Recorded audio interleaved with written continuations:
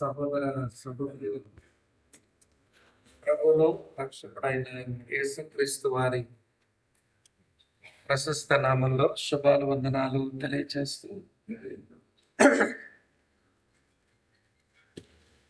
GSM 13వ వార్షికోత్సవం సందర్భంగా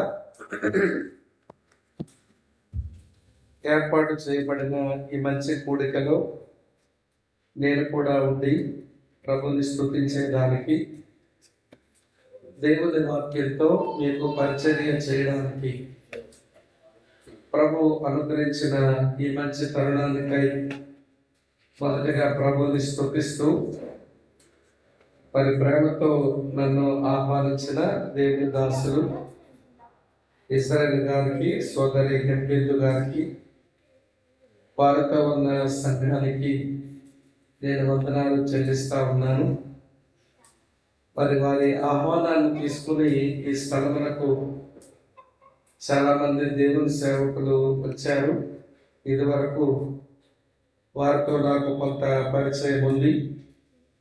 అది వారిని కూడా ఈ స్థలంలో చూడడం గొప్ప భాగ్యంగా ఎంచి ప్రభుకి స్తోత్రాలు చెల్లిస్తూ వారికి కూడా నా వందనాలు తెలియజేస్తూ ఉన్నాను.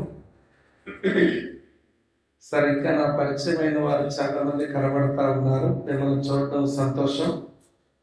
మరి నన్ను చూస్తే మీకేమనిపిస్తుందో?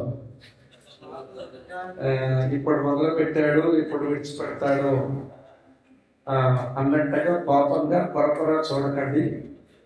కొంచెం సావధానంగా దేవుని సన్నిధిలో ఉండి దేవుని వాక్య సందేశాన్ని మనం సంపాదించుకుందాం. మరి నా వైపు లైటింగ్ ఎక్కువైనట్టు అనిపిస్తుంది, మరి మీ వైపు కొంచెం తక్కువైంది. ఆ కారణం చేత నన్ను మీరు బాగా చూస్తారు. మరి మిమ్మల్ని చూడడానికి కూడా నాకు అనువైన రీతిలో ఉంటే మీరు వింటున్నారో లేకపోతే మూడో ఆకాశానికి వెళ్తున్నారో నాకు తెలుస్తూ ఉంటుంది. మనల్ని వాక్యం వినడానికి కూర్చున్నట్టే కూర్చుంటారు, మధ్యలో మూడో ఆకాశానికి ఎత్తబడతారు, మళ్ళీ ప్రసంగం చివరిలో మళ్ళీ తిరుగుతారన్నమాట. అందుకని నా పోటోడు ఎట్లయినా వాళ్ళు రేపైనా వాక్యం వినిపించాలని ఆశ ఉంటుంది కనుక మరి ప్రేక్షకులు అలాగనే విశ్వాసులు కనబడితేనే చాలా బాగుంటుంది. పర్వాలేదు, ఇప్పుడు కొంచెం బాగా కనబడుతున్నారు, ఈ లైట్ ఆపారు కాబట్టి సంతోషం. మరి దేవుని సేవకులు పిలిచారు, సెప్టెంబర్ 9th మీరు రావాలండి అని. మరి ఆయనకు తెలుసు ఈరోజు వెడ్డింగ్ యానివర్సరీ అని. ఇదివరకు కూడా ఇదే ఇబ్బందులు. ఇజ్రాయేల్ గారితో నాకు ప్రేమతో పిలుస్తారు, నేను రావడానికి అభ్యంతరమే కాదు, కానీ నా భార్య బర్త్డే రోజు, మ్యారేజ్ డే రోజు అడుగుతూ ఉంటుంది అనమాట. ఏప్రిల్ 12 ఆమె బర్త్డే, సెప్టెంబర్ 9th మా వెడ్డింగ్ యానివర్సరీ, మీరు ఏప్రిల్ 12 ఉంటున్నారా అని అడుగుతుంది. నేను ఇచ్చే జవాబు ఎప్పుడున్నానని. ఇంకేమైనా పుట్టినరోజులు చేసుకుని కేకులు కట్ చేసుకోవడానికి మనం చిన్నపిల్లలం కాదు కదా, అయిపోయింది అది ఎంతో. అలాగనే సెప్టెంబర్ 9th రాగానే మీరు ఉంటున్నారా అని అడుగుతుంది అన్నమాట. ఎప్పుడు ఉంటున్నానని అని చెప్తాను, ఎక్కడైనా పరిచయం ఉంటే వెళ్ళిపోతాను. అదేంటో కానీ సెప్టెంబర్ మాసం మాకు కూడా చాలా కార్యక్రమాలే. నేను ఆరంభించిన సంఘ పరిచర్యలో మరి సెప్టెంబర్ 5 అది మందిరం వార్షికోత్సవం, తర్వాత 9 మా వెడ్డింగ్ యానివర్సరీ, 11th మా పెద్దబ్బాయి బర్త్డే. ఇట్లా మొత్తానికి మా జీవితం అంతా సెప్టెంబర్ నెలతో ముడిపడి ఉన్నట్టుంది. అందుకని వర్షాలు నెల కదా, మేము కూడా కొంచెం తడుస్తూ ఉంటాము అప్పుడప్పుడు. సరే, ఏదేమైనా కానీ దేవుని పరిచర్య కంటే ఈ కార్యక్రమాలు ఏవి పెద్ద ఎక్కువైనవి కావు. మరి దేవుని సేవలో ఉండడం ఇది గొప్ప భాగ్యం. మరి నేను వస్తానండి అని చెప్పాను. సరే, రాగలిగాను, మిమ్మల్ని అందరినీ చూడగలిగాను, సంతోషం. మనం వాక్యం చదువుకుని చిన్న ప్రార్థనతో మన ధ్యానాన్ని ఆరంభిస్తాం. ఇప్పుడు సమయం నా వాచ్ ప్రకారం 8:25 అవుతుంది. నేను ఆరంభించేసరికి 8:30 కావచ్చు. మరి ఎప్పుడు ముగించమంటారు? మీ ఇష్టం అనకండి, మీరు చేస్తారు. అమ్మా ఎప్పుడు ముగించమంటారు? అసలు బలి పశువుని అడిగేవాడని ఫలిస్తాడా? నా ముందు కూర్చున్న మీరు బలి పశువు లాంటి వాళ్ళే, కానీ మిమ్మల్ని అడిగి ప్రసంగం చేయడం అలాగే ఉంటుంది. సరే, నా మెసేజ్ స్కేల్ సుమారు గంట ఉంటుంది. కొంచెం సమయం ఎక్కువైంది కాబట్టి 8:30కు ఆరంభిస్తాను కనుక 9:30 లోపు ముగించే ప్రయత్నం చేస్తాను. భరిస్తారు కదూ? భరించే సస్తానంటా బాబు లోపల కూర్చోబెట్టే అన్నట్టు ఉండకండి. సంతోషంతో దేవుని సందులో ఉండి దేవుని సందేశాన్ని మనం ఆలకించుదాం. ముందు నేను జేఎస్ఎం వారి గురించి ఒక 3 వచనాలు చదువుతాను. తర్వాత మన సందేశం కొరకు ఒక వచనం చదివి చిన్న ప్రార్థనతో నా ధ్యానాన్ని ఆరంభిస్తాను. ఇది జీసస్ సేవ్స్ మినిస్ట్రీస్ వారి కొరకైన వచనాలు. ఎందుకంటే వాళ్ళు మన ప్రియులు 13వ వార్షికోత్సవం చేసుకుంటున్నారు కనుక వారికి సంబంధించిన ఒక 3 వచనాలు చదువుతాను. సమూయేలు మొదటి గ్రంథం 7వ అధ్యాయం 12వ వచనం ఇలా ఉంది.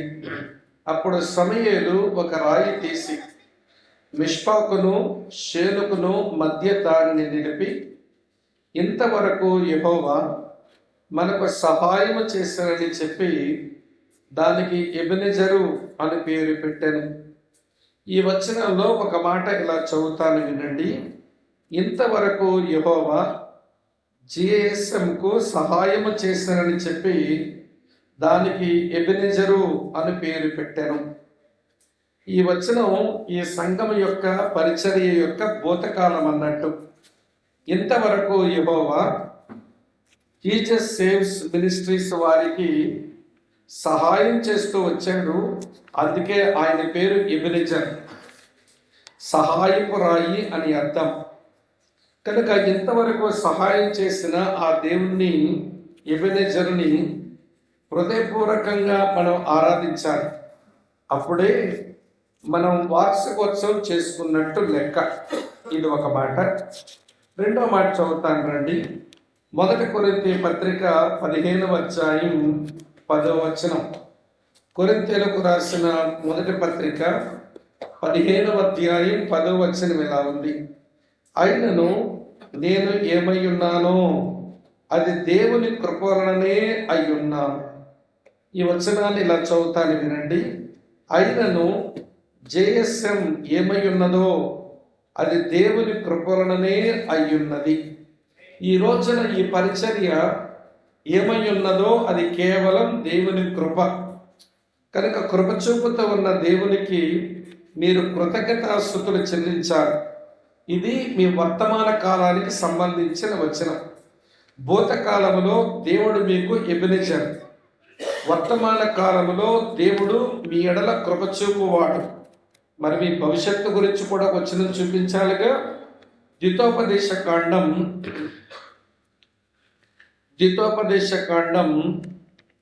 చదువుతున్నాను. 11వ అధ్యాయం 11-12 వచనాలు. మీరు నది దాటి స్వాధీనపరుచుకున్నటకు వెళ్ళుచున్న దేశం కొండలు లోయల గల దేశం. అది ఆకాశ వర్ష జలము త్రాగును.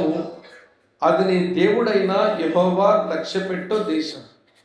నీ దేవుడైన యెహోవా కన్నులు సంవత్సరాది మొదలుకొని సంవత్సరాంతం వరకు ఎల్లప్పుడూ దాని మీద ఉండును. ఈ వచనాన్ని ఇలా మార్చి చదువుతాను, వినండి. నీ దేవుడైన యెహోవా కన్నులు సంవత్సరాది మొదలుకొని సంవత్సరాంతం వరకు ఎల్లప్పుడూ జేఎస్ఎం మీద ఉండును. ఇది మీ భవిష్యత్తు, ఇది మీ భవిష్యత్తు. సోదర సాక్ష్యం ఇచ్చినప్పుడు ఇంతవరకు దేవుడు తన నమ్మకత్వాన్ని ఈ పరిచర్యలా కనపరిచాడు. అందుకే ఆ దేవుని హృదయపూర్వకంగా మేము స్తుతిస్తూ ఉన్నాం. మంచిది. మీ భూతకాలములో దేవుడు మీకు ఎబెనెజర్, మీ వర్తమాన కాలములో దేవుడు మీ ఎడల కృప చూపుతున్నవాడు, మీ భవిష్యత్తు కాలమునకు దేవుడు మీ మీద లక్ష్యముంచినవాడు. కనుక భూతకాలములో ఎబెనెజర్ని ఆరాధించి వర్తమాన కాలమును బట్టి కృప చూపుతున్న ఆయనకు మీరు కృతజ్ఞతాస్తుతులు చెల్లించి, మీ భవిష్యత్తు మీద ఆయన లక్ష్యం ఉంచిన వాడు కనుక ఆయనకు ప్రార్థన చేసుకుని మిమ్మల్ని మీరు అప్పగించుకుంటే ఈరోజు వార్షికోత్సవాన్ని చాలా అర్థవంతంగా మనం చేసుకున్నట్టు లెక్క. కనుక జీసస్ సేవ్స్ మినిస్ట్రీస్ వారు మరి విశేషంగా ఈ 3 అనుభవాలతో ఈరోజు నా ముందు కూర్చోవాలని కోరుతున్నాను. సరే, ఈరోజు సందేశం కొరకు వచనం చదువుతానన్నానుగా, ఆ వచనం చదివి చిన్న ప్రార్థనతో నా ధ్యానాన్ని ఆరంభిస్తాను. యోహాను సువార్త 15వ అధ్యాయం 16వ వచనం ఇలా రాసి ఉంది. యోహాను సువార్త 15వ అధ్యాయం 16వ వచనం, మీరు నన్ను ఏర్పరచుకొనలేదు, మీరు నా పేరట తండ్రిని ఏమి అడుగుదరో అది ఆయన మీకు అనుగ్రహించినట్లు మీరు వెళ్ళి ఫలించుటకును మీ ఫలము నిలిచి ఉండుటకును నేను మిమ్మల్ని ఏర్పరచుకొని నియమించితని. ప్రార్థన చేద్దాం. పరమ తండ్రి, మీకు స్తోత్రాలు, మీకు వందనాలు. జీసస్ సేవ్స్ మినిస్ట్రీస్కు ఈ 13 సంవత్సరాలు నువ్వు ఎబెనెజర్వై సహాయపడుతూ వచ్చిన దేవుడవు, మీకు స్తోత్రాలు, మీకు వందనాలు. ఈ రోజున మీరు ఏమై ఉన్నారో అది కేవలము నీ కృపచేతనే గనుక మా హృదయపూర్వకమైన కృతజ్ఞతాస్తుతులు కృప చూపిన నీకే మేము చెల్లిస్తూ ఉన్నాం. వీరి భవిష్యత్తు మీద నువ్వు లక్ష్యముంచిన దేవుడవు గనక ప్రార్థించి ఈ పరిచర్యను, సేవకుని, తన కుటుంబాన్ని నీ బలమైన హస్తాలకు మేము అప్పగిస్తూ ఉన్నాం.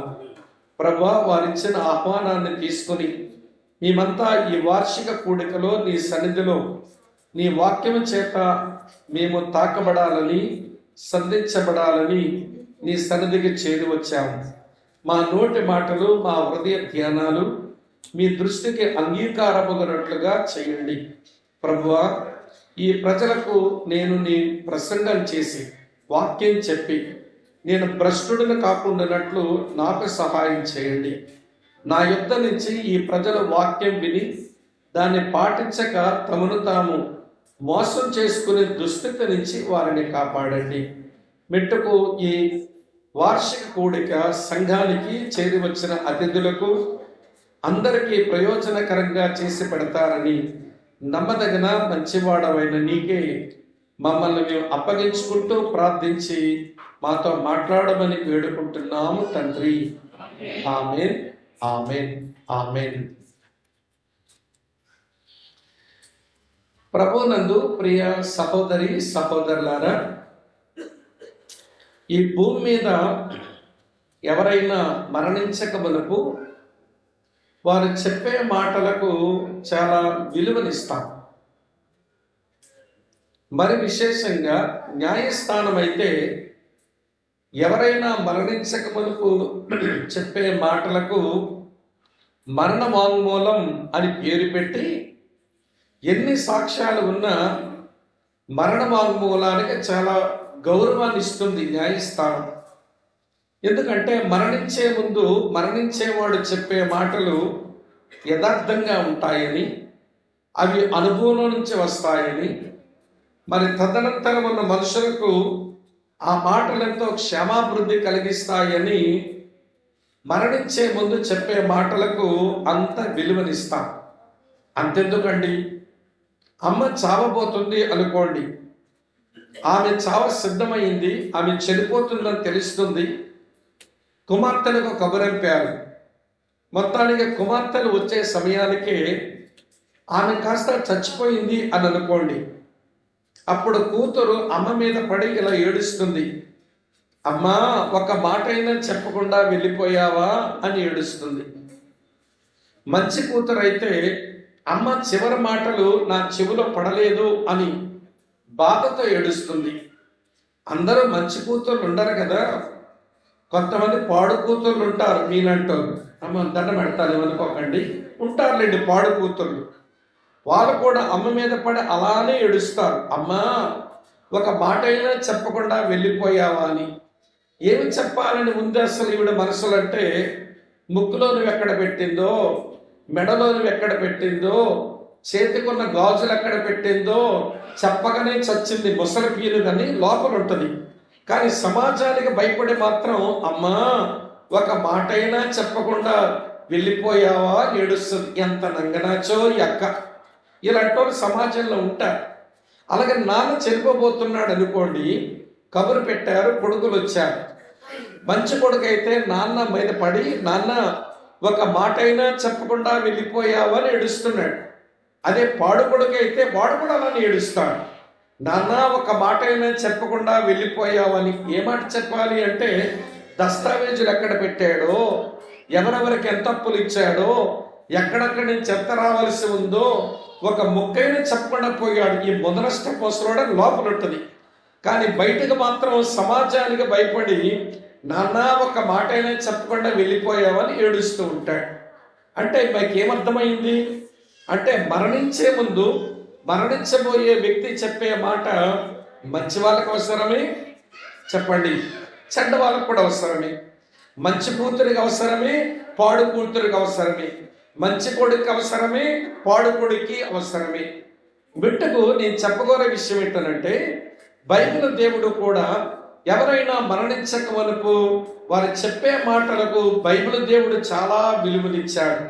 ఉదాహరించమంటారా? యాకోబు మరణించక వరకు తన కొడుకులందరినీ ఇలానే పిలిచి వారితో తన చివరి పలుకులు పలికితే దేవుడు వాటిని గ్రంథస్థం చేశాడు. అదే ఆదికాండం 49వ అధ్యాయం కదా. మోషే మరణించబోతున్నాడు, అది ఆయన తెలిసిపోయింది. ఆయన మరణించక మునుపు ఇశ్రాయేల్ అందరినీ ఇలానే పోగు చేసి ఆయన ఒక్కొక్కరి గురించి ఆయన చాలా విపులంగా మాట్లాడుతూ వచ్చాడు. ప్రియులారా, వింటున్నారా? అది ద్వితోపదేశ కాండం 33వ అధ్యాయంలో ఉంటుంది. దేవుని సేవకుడైన యెహోషువ ఆయన కూడా మరణించక మునుపు ఇశ్రాయేల్ అందరినీ ప్రియులారా ఆయన షెకెము దగ్గర పోగు చేసి చాలా గంభీరమైనటువంటి ప్రసంగం చేశాడు. అది మనకు యెహోషువ గ్రంథం 24వ అధ్యాయంలో కనబడుతుంది. అలాగనే దైవజనుడైన దావీదు తాను మరణించక మునుపు ఆయన కూడా ఒక చివరి మాట చెప్పాడు. అది కూడా దేవుడు గౌరవించి తన గ్రంథంలో రాయించాడు. దాన్ని మనం సమూయేలు 2వ గ్రంథం ప్రియులారా 23వ అధ్యాయంలో దాని వివరాలన్నీ మనం చూస్తాం. అంతెందుకు, మనం నమ్ముకొని వెంబడిస్తున్న మన ప్రభు అయిన యేసుక్రీస్తు వారు మరణించక మునుపు ఆయన సిలువలో పలికిన 7 మాటలు ధ్యానం చేయడానికి ఒక రోజే మనం కేటాయించుకుని ఆయన సన్నిధిలో కూర్చొని ఆ 7 మాటలు ధ్యానం చేస్తుంటామే. అలాగనే యేసు ప్రభు వారు ఆయన మరణించక మునుపు చెప్పిన మాటలు యోహాను సువార్త 13వ అధ్యాయం నుంచి 16వ అధ్యాయం వరకు ఆయన మేడగది మీద పలికినటువంటి చివరి మాటలు. ఆ మాటలన్నీ ప్రభు చేత ప్రేమించబడిన శిష్యుడు చాలా చక్కగా గ్రంథస్థం చేస్తూ వచ్చాడు. మిట్టుకు నేను రాత్రి చదివిన ప్రియులారా యోహాను సువార్త 15వ అధ్యాయం 16వ వచనం యేసు ప్రభు మరణించక మునుపు చెప్పిన చివరి మాట. ఇది మీ వార్షికోత్సవ సందర్భంగా ఆ మాటను ఆధారంగా చేసుకొని ఒక సందేశం మీతో చెప్పే ప్రయత్నం చేస్తున్నాను. ఇది లాస్ట్ వర్డ్స్ కనుక చాలా జాగ్రత్తగా మనసు పెట్టి మనం వినాలి. వీటిని చాలా జాగ్రత్తగా మనం ధ్యానం చేయాల్సిన ఆవశ్యకత మనకుంది అనేది మీ మనసులో పెట్టుకొని సావధానంగా మీరు వినగలిగితే నేను నా సందేశాన్ని చెప్పే ప్రయత్నం చేస్తాను. అయితే కొంచెం మీరు కూడా యాక్టివ్గా దేవుని వాక్యం విని నిమిత్తం నా ప్రసంగం నేను ఒక్కడే ప్రసంగించుకున్నట్టు కాకుండా ప్రశ్న జవాబుల రీతిలో నా సందేశం చెబుదాం అనుకుంటున్నాను. అమ్మా, మీ నాతోనే ఉన్నారా? అప్పుడప్పుడు కొంచెం మాట్లాడుతూ ఉండండి. మీరు మాట్లాడితే ముచ్చనేవి రాలిపోవు. కొంచెం పక్కోరికి వినబడేలా మాట్లాడితే అప్పుడప్పుడు మళ్ళీ మధ్యలో మీ మట్టుకు మీరు మాట్లాడుకోకండి. ఎప్పుడైనా అడుగుతానప్పుడు జవాబు చెప్పుదురు. కానీ ఈ రాత్రి నా ప్రసంగం క్వశ్చన్ అండ్ ఆన్సర్ స్టైల్లో నేను చెప్పే ప్రయత్నం చేస్తాను. సరే, నా మొట్టమొదటి ప్రశ్న ఏంటనంటే, నీ జీవిత సంకల్పం ఏమిటి? What is the purpose of your life? లేదా నీ జీవిత రహస్యం ఏమిటి? What is the secret of human life? ప్రియులారా, ఇక్కడ కూర్చున్నటువంటి మీరు ఏమనుకోకపోతే చెబుతాను. మనసు ఉన్న మనుషులం, మాటలు వచ్చిన మనుషులం, నీ జీవిత సంకల్పం ఏమిటి, నీ జీవిత రహస్యం ఏమిటి అని అడిగితే చాలామంది ముఖాలలో ప్రశ్నార్థకమే కనబడుతుంది. దీనికి సరైన జవాబులు చాలామంది దగ్గర కనబడవు. కానీ ఒక విడ్డూరమైన విషయం చెప్పనా? ఆ రోడ్డు మీద ఉన్న పశువుల దగ్గరకు వెళ్ళి, ఒక గేదె దగ్గరికి వెళ్ళి, గేదెకి మనసు లేదు, గేదెకి మాట రాదు, కానీ దాన్ని మనం తదేకంగా చూస్తే, గేదె గారు మీ జీవిత సంకల్పం ఏంటండి అంటే, నన్ను చూసి నేర్చుకోరా అబ్బాయి అన్నట్టుగా అది ఎలా చెప్తుందో చెప్పనా? నా జీవిత రహస్యం, నా జీవిత సంకల్పం ఏంటి అంటే, పచ్చని గడ్డి తిని, తెల్లని పాలిచ్చి, నల్లని పేడ వేసి ఈ మనుషులు సేవ చేయడానికే దేవుడు పెట్టాడు. ఆ పని మీద ఉన్నాను నేను. అరే, దానికి మనసు లేదే, దానికి మాటలు రావే, కానీ దాని జీవిత సంకల్పం ఏదో దానికి తెలుసు, దాని జీవిత రహస్యం ఏదో దానికి తెలుసు. అందుకొరకే అది బ్రతుకుతుందట. చెప్పండి, ఏమి తిని? చెప్పండి, పచ్చని గడ్డి తిని, ఏమిచ్చి? తెల్లని పాలిచ్చి, తర్వాత ఏం వేసి? నల్లని పేడ వేసి. ఎవరికి సేవ చేయాలట? మనుషులు సేవ చేయాలంట. అందుకే దేవుడు నన్ను పుట్టించాడు, నేను అందుకొరకే బ్రతికేస్తున్నానంతే. అరే, ఒక పశువు ఎందుకొరకు పుట్టిందో అది అందుకొరకే బ్రతుకుతూ ఉంటే, మరి మనిషి నువ్వు ఎందుకొరకు పుట్టావు, నువ్వు ఎందుకొరకు బ్రతుకుతున్నావు? నీ జీవితం ఏంటో దేవుని సంకల్పం ఏంటో తెలిసేడిసిందా నీకు? నీ జీవితంలో నీ జీవిత రహస్యం ఏమిటో అది అర్థం చేసుకుని బ్రతుకుతున్నామంటారా? సంవత్సరాల తరువాత సంవత్సరాలు వస్తాయి, పోతాయి. ఈ సంవత్సరాలు దొర్లుకుంటూ వెళ్తే ఆయన రాకడకు దగ్గర అవుతుంటాం, మన పోకడకు దగ్గర అవుతుంటాం. కాల ప్రవాహంలో కొట్టుకొని పోతున్న ఓ మనిషి, నేను అడుగుతున్నా, నీ జీవిత రహస్యం ఏంటి? ప్రియులారా వినండి, యేసు ప్రభు మన జీవిత రహస్యాన్ని చెప్పాడు. యేసు క్రీస్తు ప్రభు మన జీవిత సంకల్పాన్ని చెప్పాడు. అదే ఇక్కడ రాసి ఉంది. అదే యోహాను సువార్త 15:16 ఏమంటున్నాడో తెలుసా? మీరు ఫలించుటకును మీ ఫలము నిలిచి ఉండుటకును నేను మిమ్మల్ని ఏర్పరచుకొని నేను నియమించాను. అదే కదండి ఇక్కడ ఉన్నమాట. యోహాను సువార్త 15:16 ఇలా రాసి ఉంది. ప్రియులారా, పిల్లలారా మాట్లాడకూడదునండి మీరు ప్లీజ్.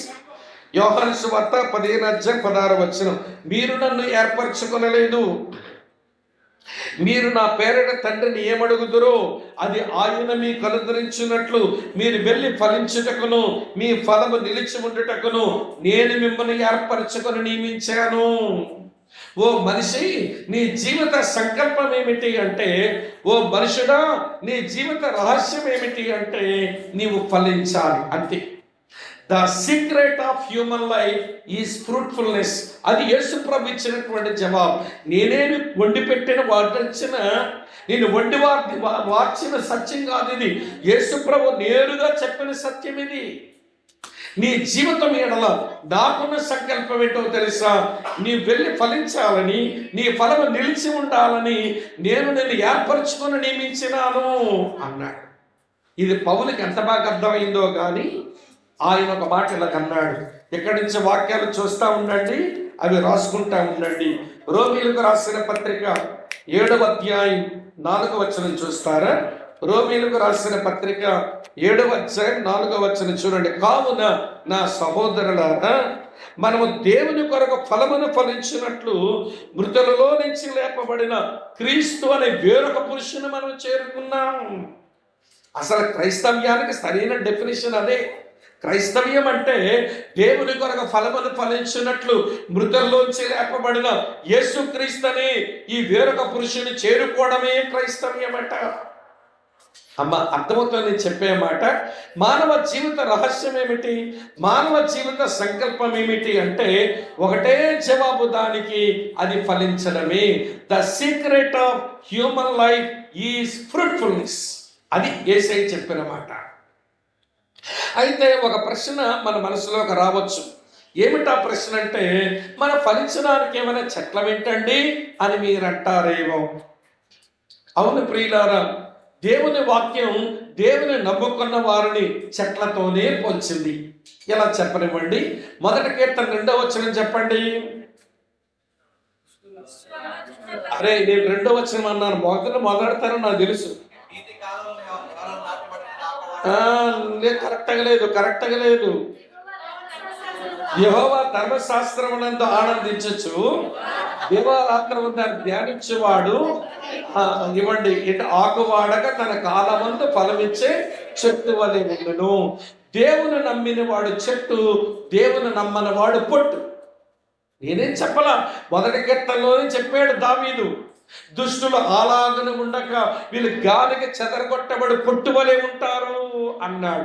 దేవుని నమ్మినోడు చెట్టు, దేవుని నమ్మనోడు పొట్టు.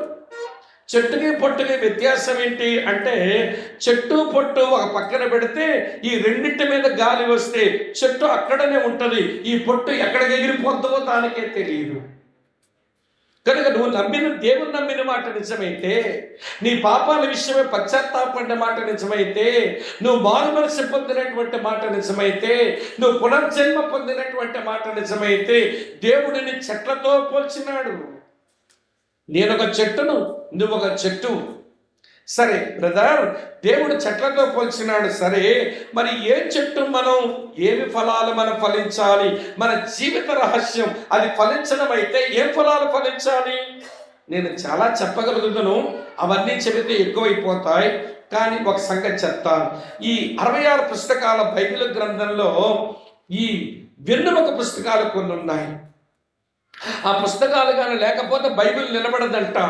దాన్ని ఏమంటారంటే back bone books of the Bible అంటారు. ఈ బైబిల్ ఒక వెన్నెముక పుస్తకాలంట. విడ్డూరం ఏంటో చెప్పన, ఆ పుస్తకాలన్నీ పౌలే రాశాడు. ఆ పుస్తకాలని వరుసగా పేర్చి పెట్టబడ్డాయి. మరి విడ్డూరం ఏంటంటే, క్రైస్తవుడు ఫలించవలసిన ఫలములు ఈ 4 పుస్తకాల్లో ఉంటాయి. మొదటి పుస్తకం గలతీలకు రాసిన పత్రిక, అది వెన్నెముక పుస్తకం. 2వ పుస్తకం ఎఫెసీయులకు రాసిన పత్రిక. 3వ పుస్తకం కొలస్సీయులకు రాసిన పత్రిక, ఫిలిప్పీలకు రాసిన పత్రిక. 4వ పుస్తకం కొలస్సీయులకు రాసిన పత్రిక. ఈ 4 పత్రికలు మీరు చదివితే గలతీ 5:22లో ఆత్మఫలం ఏమనగా అని మనం చూస్తాం. అవునా? అలాగే ఎఫెసీయులకు రాసిన పత్రిక 5వ అధ్యాయం 8వ వచనం కానీ చదివితే వెలుగు ఫలం ఏమనగా అని అంటాడు. ఫిలిప్పీలకు రాసిన పత్రిక 1వ అధ్యాయం 9వ వచనంలో నీతి ఫలములతో నిండుకొనిన వారై అన్నాడు. కొలస్సీయులకు రాసిన పత్రిక 1వ అధ్యాయం 9 నుంచి 11వ వచనాలు కలిసే ఉంటాయి. అక్కడ కానీ చదివే సత్క్రియలలో సఫలమగుచు అన్నాడు. సత్క్రియలలో ఫలించాలట. మెట్టుకు గలతీ పత్రికలో ఆత్మఫలం వింటున్నారా? ఎఫెసీ పత్రికలో వెలుగు ఫలం, తర్వాత ఫిలిప్పీ పత్రికలో నీతి ఫలం, అటు తరువాత ఉన్న కొలస్సీ పత్రికలో సత్క్రియ ఫలం. మెట్టుకు 4 ఫలాలు కలిపితే అది క్రైస్తవ శీలం, క్రిస్టియన్ క్యారెక్టర్. ఈ ఫలములు ఫలించి నీ లోపల యేసు ప్రభు యొక్క ఆ శీలాన్ని లోకానికి చూపించాలట. ఆ క్రిస్టియన్ క్యారెక్టర్ అంటే అది క్రైస్ట్ లైక్నెస్, అది క్రీస్తు సారూప్యం. నీ లోపల యేసు ప్రభు యొక్క ఆ గుణలక్షణాల ప్రేమ, విశ్వాసం, సమాధానం, సాత్వికం, ఆశా నిగ్రహం, మంచితనం, దయాలుత్వం, నీతి, పరిశుద్ధత ఇవన్నీ చూపిస్తుంటే నీ లోపల నుంచి మనం యేసు ప్రభువును చూపిస్తున్నామన్నమాట. అసలు క్రైస్తవ జీవితం యొక్క లక్ష్యమే అదండి. ఏమిటి క్రైస్తవ జీవితం లక్ష్యం అంటే, నీ లోపల నుంచి ఎవడు యేసు ప్రభువుని లోకానికి నువ్వు ప్రదర్శించాలి. నీలో నుంచి యేసుక్రీస్తును లోకమునకు నువ్వు ప్రదర్శించాలి. అదే క్రైస్తవ్యం అండి. క్రీస్తును ప్రదర్శించలేని క్రైస్తవ్యం ఏమి క్రైస్తవ్యం? వల్లకాడు క్రైస్తవ్యం. క్రీస్తును ప్రదర్శించలేని క్రైస్తవుడు. ఏమి క్రైస్తవుడు? వల్లకాడు క్రైస్తవుడు. వల్లకాడు అంటే శూన్యమని మన ఏదో అనుకునేవాళ్ళు, మళ్ళీ పెద్దుతోళ్ళు. అమ్మ అర్థమవుతుంది నేను చెప్పే మాట. ఈ రోజున క్రైస్తవ సంఘానికి పట్టే జాడ్యం ఏంటంటే ఆచారాలు కొట్టుకుపోవడం బాగా వస్తున్నది మనకు, ఆడంబరాలకు పోవడం చాలా బాగా వస్తున్నది. ఆచారాలు, ఆడంబరాలు, అలంకరణలు ఇవేం తక్కువ కాదు. ఇక డిసెంబర్ వచ్చిందంటే మన అలంకరణలు, మన ఆడంబరాలు, మన ఆచారాలు ఒకటా ఎన్ని రకాలు ఉంటాయో చెప్పలేము. డిసెంబర్ నెల రాగానే ఇక చూడండి, ఇలాంటి లైట్లు బాగా పెట్టి ఇలాంటి స్టేజ్ వేసి మన వాళ్ళ ఆడంబరాలు, ఆటలు చూస్తుంటే అసలు ఎక్కడ పోతుందిరా బాబు ఈ క్రైస్తవం అనిపిస్తున్నది. నేను ఒక దగ్గర పోయి వాక్యం చెప్పాలి, కూర్చోబెట్టారు. దాని ముందు వచ్చిన కొరియో అన్నారు. సేంటో కొరియోగ్రఫీ చూద్దామని నేను కూడా కూర్చున్నా. ఆ పాటల ద్వారా ఏదైనా సందేశం వస్తుందేమో, ఆ చిన్నపిల్లలు వేసిన ఏమంటే అభినయాల వల్ల ఏదో సందేశం బయటకు వస్తుందేమో, ఏదో నేర్చుకుందామని కూర్చుంటే వచ్చింది చిన్నపిల్లలు కాదు, ఏమంటే అలా పాడిన పాట పెద్ద సత్యమేదో బయటికి వెళ్ళగక్కినట్టుగా కూడా నాకు అనిపించలా. ఇంతగా పాట ఏంటో చెప్పమంటారా? ఇక్కడికి వచ్చి ఎక్కిన వాళ్ళు 28-30 సంవత్సరాల అక్కలు ఎక్కారండి డ్యాన్స్ చేయడానికి. ఈ సిగ్గుమాలిన అక్కలు అక్కడ పెట్టారు పాట. పాట ఏంటో చెప్పనా? బెత్లెహేములో సందడి. నేను తెలియనట్టు కూర్చున్నాను. పశువుల పాకలో సందడి. అసలు తెలియగడుగుతాను, బెత్లెహేములో ఎవరు సందడి చేసుకున్నారు నాకు చెప్పండి.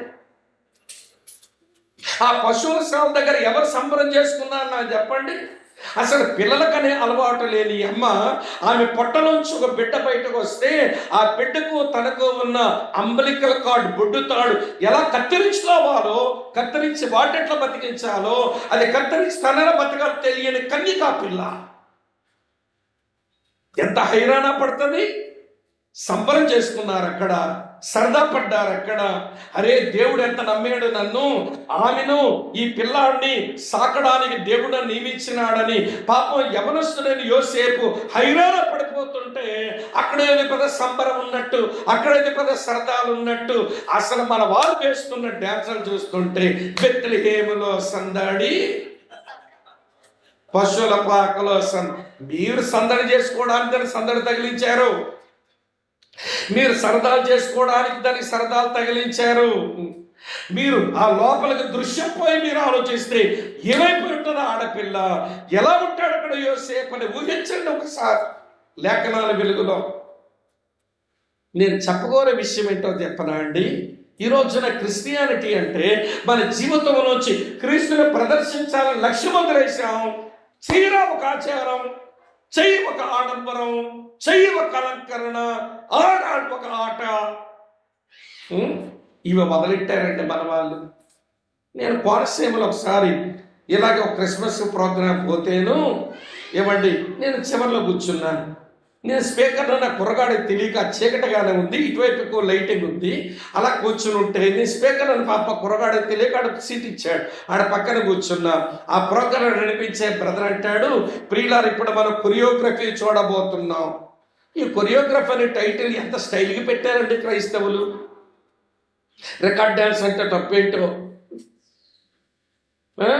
రికార్డ్ డ్యాన్స్ అనే మాట కొంచెం నీచంగా ఉంది కాబట్టి ఏమండి కొరియోగ్రఫీ అని పెద్ద టైటిల్ తగిలించి ఇప్పుడు కొరియోగ్రఫీ చూస్తామన్నారు. సరే చిన్నపిల్లలు ఏదో కొరియోగ్రఫీ వేస్తారని చెప్తున్నారు, చూద్దామని అనుకుంటే మరి చెప్పేశారులండి నడిపించిన పెద్ద ఆయన, ఈ పాట కొరియోగ్రఫీ వేయబడుతుందని చెప్పారు. పాట అంటే చెప్పనా?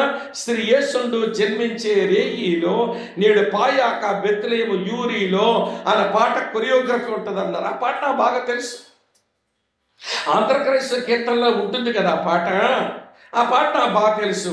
బహుశా చిన్నపిల్లలు వేస్తారేమో, తలపాగా కట్టుకొని ఏమంటే పంచె కట్టుకొని గొర్రెల కాపర్లాగా కర్ర పట్టుకొని శ్రీ యేసుండు జన్మించే రేయిలో పాటకు కొరియోగ్రఫీ వేస్తారేమో నేను అనుకుంటే వచ్చింది ఇలాంటి చిన్నపిల్లలు రాలేదు. స్టేజ్ మీద పడ్డల్లాంటూ ఎక్కారు. ఒకడు పడ్డాడంటే యవనస్తులు బాగా బలిసిన ఎక్కారు. ఈయన వచ్చారంటారా బాబు అనుకున్నా. వచ్చినోడు పోలే, తలపా కట్టుకున్నాడు ఒకడు లేడు, ఏమంటే పంచి కట్టుకున్నాడు ఒకడు లేడు, చేతిలో కర్ర పట్టుకున్నాడు లేడు. ఈ పాటకి వీళ్ళు ఏం కొరియో వేస్తారో మరి కొంచెం ఆసక్తి పెరిగింది నాకు. ఇది చూస్తుంటే అక్కడ పాట పెట్టేశారు. ఇప్పుడు పడ్డం లాంటి కుర్రోలు వేస్తున్నారండి డ్యాన్స్. ఒక్కొక్కడు నడుముకేమో పశువులు కట్టే తోడంత పెద్ద పెద్ద బెల్టలు ఉన్నాయి. ఆ బెల్టలు పట్టుకొని శ్రీయేసుండు చెన్మించే రే ఈయనట్లు ఊగుతున్నారు. ఇలా బెల్ట్లు పట్టుకుని ఊగుతుంటే నేను అన్నాను, ఒరే బా తమ్ముడా ఈ పాటకి ఈ డ్యాన్స్ ఏంటి అని అంటే, ఆడ తెలియదు, నీ స్పీకర్ అని తెలియదు బాబా కుర్రగాడికి. ఆడన్నాడు, అన్నా ఇది గబ్బర్ సింగ్ డ్యాన్స్ అన్నా. గబ్బర్ సింగ్ డ్యాన్స్ ఎవడరా నేర్పించినాడు అన్నా. పాస్నే నేర్పించాడు. మీరు నవ్వుతున్నారు కానీ ఎవడు పాస్నే నేర్పించాడు. అది క్రీస్తును ప్రదర్శించే పనా? ఏమండి పాస్టర్ గారు, జీవమగల దేవుని పరిశుద్ధ సన్నిధిలోంచి ఎక్కడి నుంచి అయితే దేవుని వాక్యాలు బయలుపెడాలో ఆ స్థలమునేమో ఒక రికార్డ్ డాన్స్కి వేదికగా చేసి క్రీస్తును కాదు ప్రదర్శిస్తున్నది. ఆడపిల్లలు ఆకర్షించడానికి వీళ్ళు ఎగురు చూస్తుంటే అసలు వీళ్ళు సినిమా వాళ్ళు కూడా పనికిరాలన్నట్టుగా డాన్సులు వేస్తున్నారు. అమ్మ చెల్లి వినండి ఈ మాట. నీ జీవిత సంకల్పం ఫలించడమైతే నువ్వు ఫలించవలసింది ఆత్మఫలం, నువ్వు ఫలించవలసింది వెలుగు ఫలం, నేను ఫలించవలసింది నీతి ఫలం, మన ఫలించవలసింది సత్క్రియ ఫలం. ఈ 4 ఫలాలు కలిపితే ఎవడు యేసు ప్రభు యొక్క శీలం, యేసు ప్రభు లోకానికి అది ప్రదర్శించడం. ఎక్కడో 2 మాటలు చెప్తాను, వినండి, మీరే జవాబు చెప్పండి. ఫలించిన చెట్టు మీద రాళ్ళు పడతాయా, లేక గుడ్డు చెట్టు మీద రాళ్ళు ఇసురుతారా మనుషులు? అంతే కదమ్మా. సరే, ఫలించే చెట్టును మనుషులు ఎక్కుతారా, లేక గుడ్డు చెట్టును మనుషులు ఎక్కుతారా? కదా. ఈరోజు నిందలనే రాళ్ళు, ఎవడి నీ మీద అవమానం అనే రాళ్ళు, బాధలనే రాళ్ళు, హింసనే రాళ్ళు మన మీద పడుతుంటే ఏమనుకోవాలి?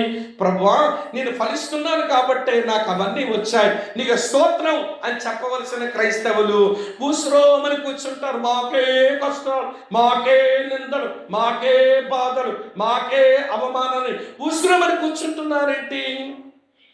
దొంప మకాలు వేసుకొని వీళ్ళు దొంప తెగ, వీళ్ళకి అర్థం కాదా ఎందుకు వచ్చినా ఈ రాళ్ళు ఎందుకు పడుతున్నాయి నా మీద, ఈ శ్రమ రాయేందుకు, ఈ నింద రాయేందుకు, ఈ అవమానపు రాయేందుకు, దీని వెనకాల నేను ఫలిస్తున్నందుకే ఈ రాళ్ళు నా మీద పడ్డాయి, దేవాని స్తోత్రం అన్నది కూడా మానేసి ఊసురోమంటూ ఎందుకు నమ్మేనా యేసు ప్రభు అని అన్నట్టుగా ఊసూరుమంటుంటూ భక్తి చేస్తుంటే వీళ్ళకి ఏమర్థమైందో చెప్పండి మీరే నాకు. ఇంకో విషయం చెప్పనివ్వండి. ఫలించిన చెట్టు తాను ఫలించిన ఫలాలు అదే తినే చెట్టు ఏదైనా ఉందా? ఏ చెట్టు ఉండదు. మరి ఎవరి కొరకు ఫలించింది ఆ చెట్టు అంటే, తన మీద వ్యవసాయం చేస్తున్నటువంటి రైతుకు, ఆ రైతు యొక్క స్నేహితుల కొరకు ఆమె తన ఫలాలను ఇస్తుంది ఆ చెట్టు. అలాగనే మన మీద వ్యవసాయం చేస్తున్న ఆ పరలోకపు తండ్రి అనే వ్యవసాయదారుడైన దేవునికి, ఆయన స్నేహితులైన ఈ పరిశుద్ధుల కొరకు, ఆయన స్నేహితులైన బయట ఉన్న పాపుల కొరకు మనం ఫలించాలిగా. మనం ఫలించవలసింది మన ఆశీర్వాదం గురించి కాదు, మనం ఫలించవలసింది మన దీవెనల కొరకు కాదు, మనం ఫలించవలసింది మన మేలు కొరకు కాదు, మనం ఫలించవలసింది మన వ్యవసాయదారుడైన దేవుని కొరకు, ఆయన స్నేహితులైన పరిశుద్ధుల కొరకు, ఆయన స్నేహితులైన పాపుల కొరకు. పాపులు ఆయన స్నేహితులే, పరిశుద్ధులు ఆయన స్నేహితులే. ఆయనే నిజమైన వ్యవసాయదారుడు. వారి కొరకు ఫలించవలసింది పోయి నేను దీవించబడ్డానికి ఫలభరితమైన జీవితం జీవిస్తా, ఆశీర్వదించబడ్డానికి ఫలభరితమైన జీవితం జీవిస్తా, నాకు మేలు కలుగుతుందేమో అని నేను ఈ ఫలభరితమైన జీవితం జీవిస్తాను అనుకుంటే నీకు భక్తే నీకు అర్థమై చావలే. నిందించాను అనుకోకండి, వివరిస్తున్నానంతే. ఇప్పుడు చెప్పండి ఈ మాట. మానవ జీవిత రహస్యం చెప్పండి. మానవ జీవిత రహస్యం ఫలించడమే. The secret of human life is fruitfulness. ఇది ఒక మాట. దాంట్లో ఎంత వివరణ ఇచ్చాను. ఇప్పుడు రెండో సంగతి చెప్తాను, వినండి. రెండో సంగతి ఏంటంటే, ఫలించుటకు రహస్యం ఏమిటి? What is the secret of fruitfulness? ఫలించుటకు రహస్యం ఏమిటండి? యేసయ్య ఏం చెప్పాడో చదువుతాను, వినండి. యేసయ్య వినండి అయ్యా, ముందు వినండి సావధానంగా. సంతోషం, మీరు అట్లా మాట్లాడడం సంతోషమే, కానీ నేనేమంటానంటే before open our mouth ever engage our mind, otherwise zip your mouth అన్నాడు ఆ పెద్ద ఆయన. ఇక్కడ కూర్చున్న ఒక ఆయనతోనే ఆ పాస్టర్ గారు వచ్చారు. ఒక బోధకుడు మాట్లాడుతున్నాడు, before open your mouth engage your mind, otherwise zip your mouth అన్నాడు. అంటే మన నోరు తెరిచి మాట్లాడే ముందు మన మనసు బాగా ఆలోచించగలగాల, అప్పుడు మనం మాట్లాడాలి. మాట్లాడే నైపుణ్యం అన్న వాళ్ళకి చాలా వందనాలు. 2-3 మాట్లాడుతున్నారు, సంతోషం, కానీ ఆలోచిస్తూ మాట్లాడదాం. అమ్మ అర్థమవుతుందండి? నేను తప్పుపడడం లేదు కదా, నన్ను అపార్థం చేసుకోకండి. ఇప్పుడు చెప్పండి, మానవ జీవిత రహస్యం చెప్పండి, ఇలా మాట్లాడాలి మీరు. మానవ జీవిత రహస్యం ఫలించడమే, తేలిపోయింది. మరి ఫలించిన రహస్యం ఏంటి? ఆయన ఏం చెప్పాడో చూద్దామనండి. చదువుతున్నాను, యోహాను సువార్త 15వ అధ్యాయం 4వ వచనం చూడండి. యోహాను సువార్త 15వ అధ్యాయం 4వ వచనం. నా యందు నిలిచి ఉండండి, మీ యందు నేనును నిలిచి ఉందును. తీగ ద్రాక్షవల్లో నిలిచి ఉంటేనే గాని తనంతట తానే ఎలాగ ఫలింపదో, అలాగే నా యందు నిలిచి ఉంటేనే గాని మీరును ఫలింపరు అన్నాడు. ఈ వచనం ఏమి నేర్పిస్తుందో చెప్పనా? వినండి ప్రియుల, ఫలించుటకు రహస్యం నిలిచి ఉండడం. The secret of fruitfulness is abiding. నిలిచి ఉంటేనే ఫలిస్తాం కనుక ఫలించుటకు రహస్యం నిలిచి ఉండడం. ఎట్లాంటి నిలిచి ఉండడం అంటే ఇప్పుడు చూపిస్తాను రండి, అని రాసుకోవాలి మీరు. ఏమంటే ఆలోచించండి. రోమీయులకు రాసిన పత్రిక 11వ అధ్యాయం 20వ వచనం చూడండి. రోమాపత్రిక 11:20 ఏమి రాసిందో. రోమాపత్రిక 11వ అధ్యాయం 20వ వచనం. మంచిది, వారు అంటే ఇశ్రాయేలు ప్రజలమ్మ, వారు అవిశ్వాసమును బట్టి విరిచివేయబడిరి, నీవైతే విశ్వాసమును బట్టి చెప్పండి నిలిచి ఉన్నావు, గర్వింపక భయపడము. ఎవరు విరిచివేయబడతారట? అవిశ్వాసులు. ఎవరు నిలిచి ఉండగలుగుతారట? విశ్వాసులు. ఆరంభంలో మనం క్రీస్తు మీద విశ్వాసం ఉంచాం, దాని అంతం వరకు మనం జాగ్రత్తగా చేపట్టాలి. హెబ్రీ పత్రిక 3వ అధ్యాయం 15వ వచనంలో చివరిలో భక్తుడు చెప్తాడు, ఆరంభమందు మనం కలిగి ఉన్న విశ్వాసం అంతం మట్టు గట్టిగా చేపట్టని ఎడలని క్రీస్తులో మనం పాలివారమై ఉంటాము. క్రీస్తులో పాలివారమై ఉంటాము అంటే ఆరంభంలో మనము కలిగి ఉన్న విశ్వాసం అంతవరకు ఉండకుండా వదిలిపెట్టే డేంజర్ ఉంది. అందుకే హెబ్రీ 3:12 అన్నాడు, సహోదరులారా, హెబ్రీ 3:12లో సహోదరులారా, జీవము గల దేవుని విడిచిపెట్టినట్లే విశ్వాసము లేని దుష్ట హృదయం మీలో ఎవరైనా ఒకవేళ వచ్చేస్తుందేమో, జాగ్రత్త జాగ్రత్త. ఈనాటి క్రైస్తవ సమాజంలో ఆరంభంలో విశ్వాసం ఉండే వచ్చినాం, కానీ దాన్ని సరిగా కొనసాగించుకోలేకపోతున్నాం. కొంతమంది విశ్వాసంలో బిడ్డలు బలహీనులు అవుతున్నారు, మరికొంతమంది విశ్వాసములో విశ్వాస పరిత్యాగం చేస్తున్నారు, మరికొంతమంది విశ్వాస విషయంలో భ్రష్టులైపోతున్నారు. వినండి, చివరికి దేవుని పాపానికే పనికొచ్చే వాళ్ళు అయిపోతున్నారు. నిలిచి ఉండు, నిలిచి ఉండు.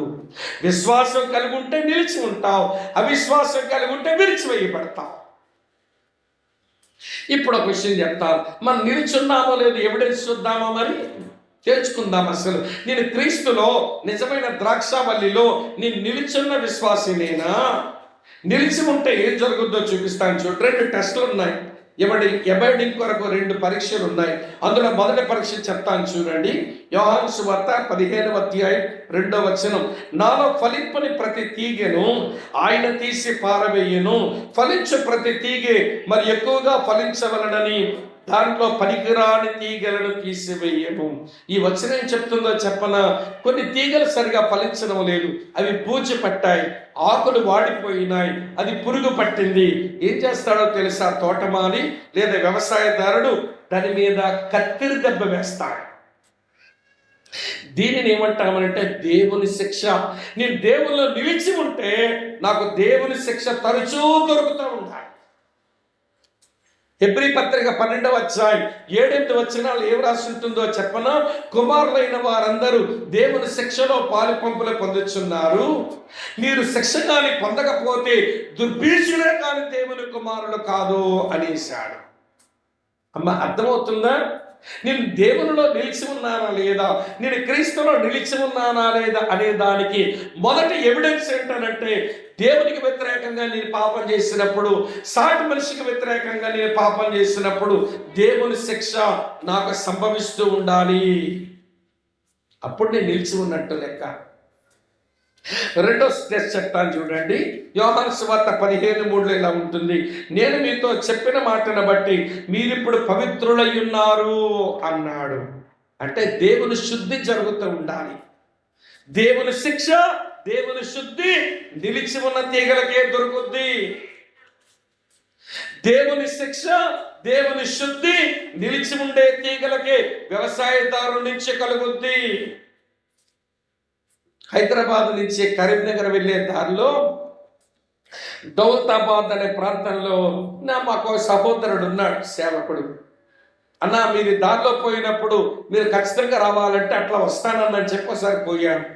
ఆయనకి చాలా ఎకరాల ద్రాక్ష తోటలు ఉన్నాయి. అన్న, ఒకసారి పంటకు వచ్చింది ద్రాక్ష తోటలు, మీరు కొంచెం చాలా చూసి ప్రార్థన చేసి వెళ్ళాలి, మనం వెళ్దామా కొంచెం తోటల్లోనికి అన్నాడు. సరే వెళ్దాం పదండి అని తీసుకెళ్ళాడు. ఆయన వెనకాల నేను కూడా పోయా. పోతే ఆ ద్రాక్ష పళ్ళు పంటకొచ్చే సమయానికి వచ్చింది. అమ్మ, వింటున్నారా? ఆ టైంలో ఆ తోటమాలు చేస్తున్న పని ఏంటనంటే, ఎవరు ద్రాక్ష వాళ్ళు అడుగున అలాగ నీళ్ళు పడుతున్నారు, ఒకసారి అలాగ పైన కూడా నీళ్లు పడుతున్నారు. నేను అన్నాను, అసలు అడుగులు కదా ఎవడైనా నీళ్లు పోసేది, మీ వాళ్ళంటే పైన కూడా పడుతున్నారనంటే, అదేనన్నా ఇప్పుడు పంట వచ్చే సమయానికి బూజు కానీ లేకపోతే పురుగు కానీ ఏదైనా పడితే పైన స్ప్రింక్లింగ్ చేస్తే, అట్లా నీరు పిచికారి కొడితే అవన్నీ పడిపోతే ఆ కాయ నిలబడుతుందన్నా, అందుకే లైట్ స్పీడ్తో దానికి పైన కూడా నీళ్లు పెడతారు, శుద్ధి చేసేస్తారు అన్నాడు. ప్రూనింగ్ అండ్ ప్యూరిఫైయింగ్, దేవుని శిక్ష, దేవుని శుద్ధి, ఈ రెండు జరుగుతున్నాయంటే ఒక విశ్వాస జీవితంలో దేవుని స్తోత్రం, ఆ వ్యక్తి నిలిచి ఉన్నాడు అని లెక్క. దేవుని శిక్షని కలగడం లేదు తప్పు చేసినా, దేవుడు తన వాక్యం చేత నేను శుద్ధి చేయటం లేదు అని అనుకుంటే నువ్వు నిలిచిలేమన్నమాట. ఎప్పుడో నువ్వు నిలిచివేయబడ్డావు. యేసయ్య అంటున్నాడు, నా యందు నిలిచి ఉండండి, అప్పుడే మీరు ఫలిస్తారు అన్నాడు. ఇప్పుడు చెప్పండి, మళ్ళీ జవాబు అడుగుతాను. మానవ జీవిత రహస్యం ఫలించడమే. ఫలించుటకు రహస్యం నిలిచి ఉండడమే. కరెక్ట్ చెప్పారు, నిలిచి ఉండడమే. మరి నిలిచి ఉండడానికి రహస్యం ఏంటి? What is the secret of abiding? నిలిచి ఉండడానికి రహస్యం ఏంటి? యేసయ్య మాటల్లో చూద్దాం ముందు, తర్వాత మనం మాట్లాడుకుందాం. నాతో రండి. యోహాను సువార్త 15వ అధ్యాయం చదువుతున్నాను చూడండి, 10వ వచనం. నేను నా తండ్రి ఆజ్ఞల గైకొని ఆయన ప్రేమ యందు నిలిచున్న ప్రకారం మీరును నా ఆజ్ఞలు గైకొన్నట్లయితే నా ప్రేమ యందు నిలిచి ఉందురు అన్నాడు. కనుక నిలిచి ఉండటకు రహస్యం విధేయత చూపడం. The secret of abiding is obedience. అంతే అమ్మ, అర్థమవుతుందా? నిలిచి ఉండడానికి రహస్యం ఏంటి? విధేయత చూపడం. ఈ 66 పుస్తకాల బైబిల్ గ్రంథంలో, అక్క చెల్లి తమ్ముడన్న వినండి, ఈ 66 పుస్తకాల బైబిల్ గ్రంథంలో దేవుని ప్రియులారా ఆశీర్వాదం అనేది ఒక తోడైతే, మానవుని విధేయత అనేది మరో తోడైతే, ఈ రెండు తాళ్ళతోనే బైబిల్ పుట్టబడిందంట. ఒకవైపు నుంచి గాడ్స్ బ్లెస్సింగ్స్, మరోవైపు ఏమో మ్యాన్స్ ఒబీడియన్స్. ఈ రెండింటితో పుట్టబడిందంటే ఈ బైబిల్. ఇలా చెప్పనివ్వండి, అబ్రాహాము దేవుని చేత అన్ని విషయాల్లో ఆశీర్వదించబడ్డాడు. ఏం చూపాడని? ఇదే చూపాడనే కదమ్మా, ఇదే చూపాడనే కదా. ప్రభు అయిన యేసుక్రీస్తు దేవుని కుమారుడై ఉండి ఆయన పొందిన శ్రమల వల్ల ఏమి నేర్చుకున్నాడట? విధేయత నేర్చుకున్నాడట. హెబ్రీ పత్రిక 5వ అధ్యాయం 8వ వచనంలో ఉంటుంది.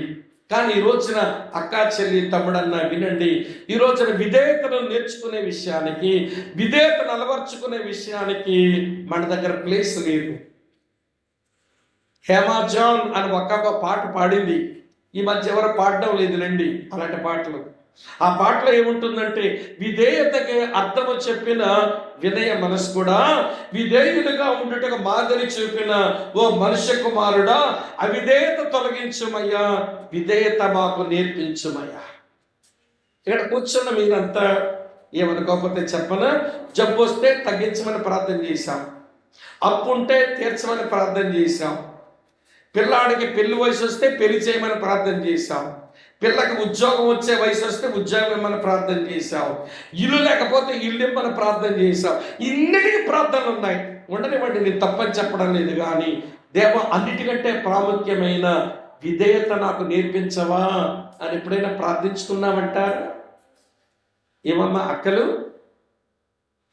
మీకు మంచి బిడ్డని చెప్పనా? విధేయత గురించి బైబిల్లో ఇంతకంటే గొప్ప వచనం ఇంకా వేరొక వచనమే లేదట. చూపిస్తాను వచనం, విధేయత గురించిన గొప్ప వచనం.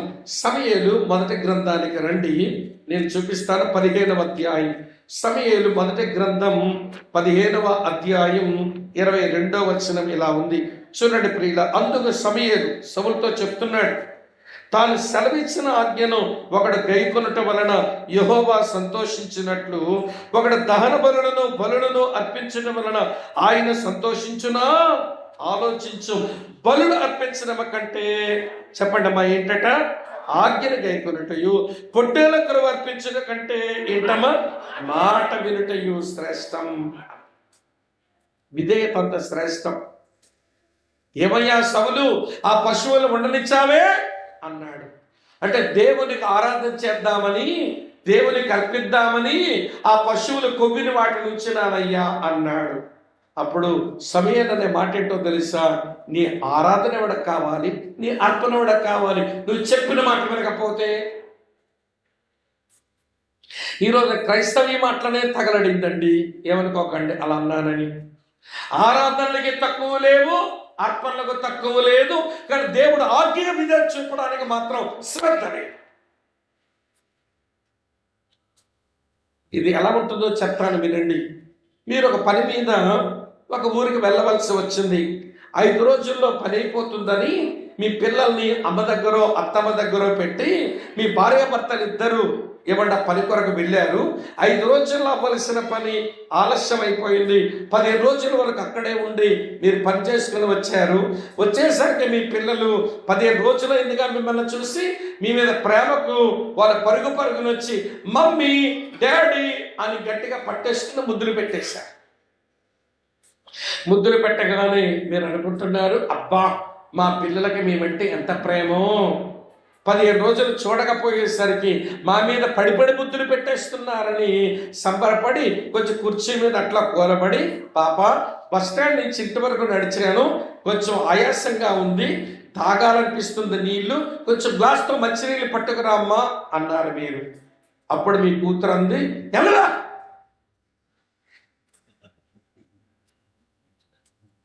సరే ఇప్పుడు ఏం చేసిందండి చెప్పరే?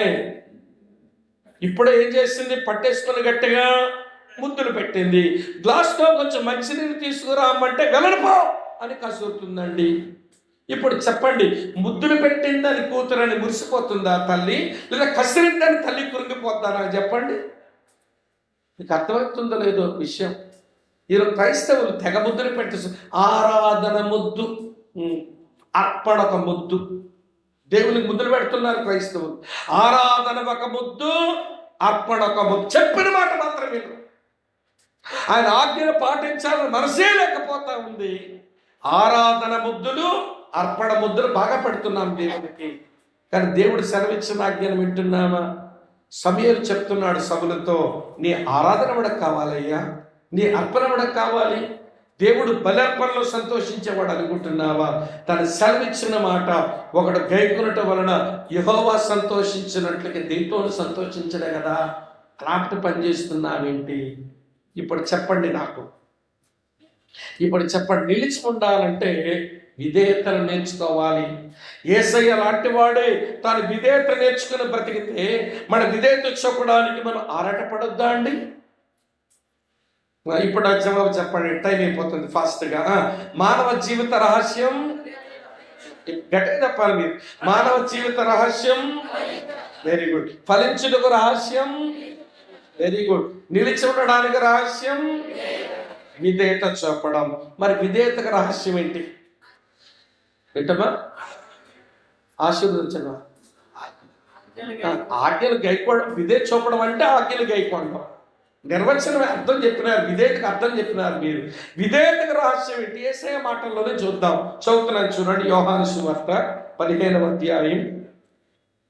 యోహాను సువార్త 15వ అధ్యాయం 9వ వచనం చదువుతాను చూడండి.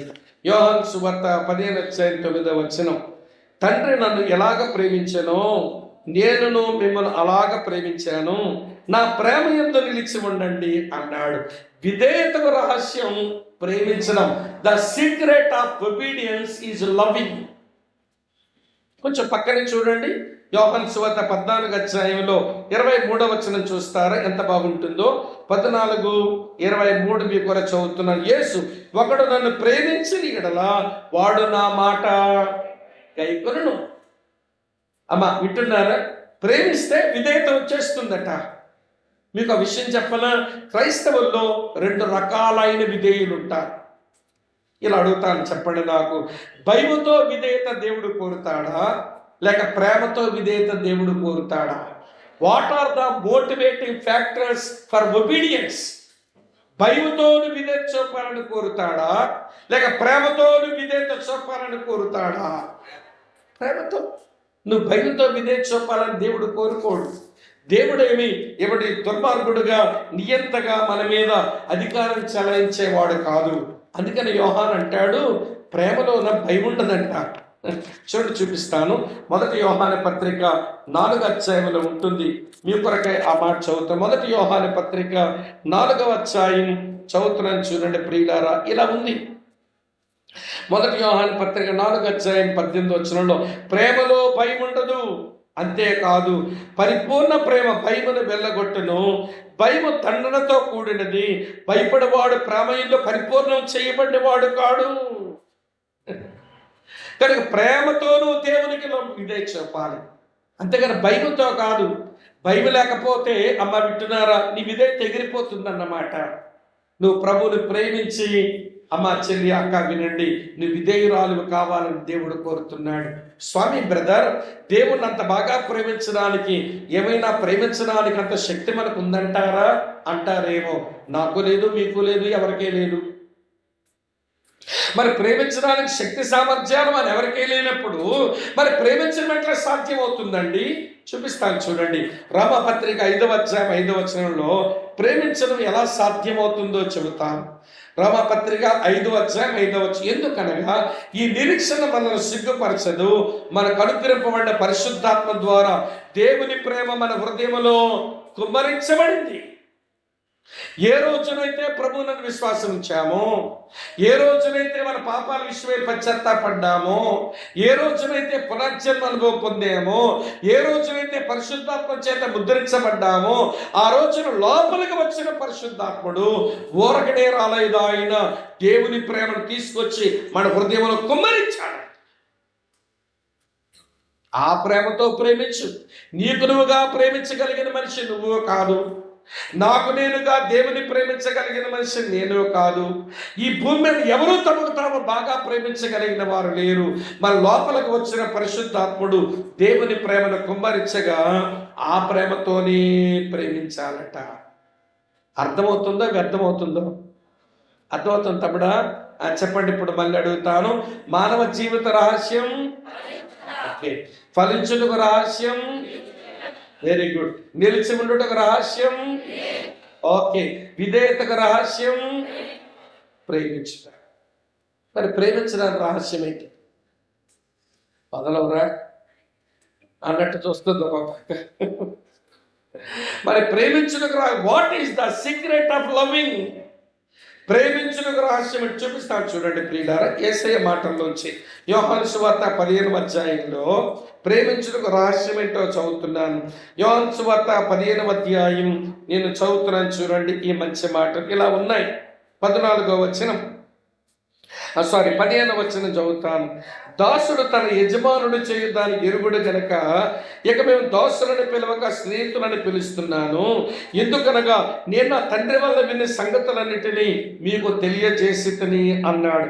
ఇక్కడ ఎరుగుడు, తెలియజేసితిని అన్న మాటల్లో ప్రేమించుటకు రహస్యం ఏంటనంటే ఎరగడం. The secret of loving is knowing. ఎరగని మనిషిని ప్రేమించలే. ఇలా చెప్తాను, నేను ఇప్పుడు వాక్యం చెబుతుంటే కొంచెం కరుకుగా రఫ్గా ఉన్నట్టు మీకు ఉంటుంది.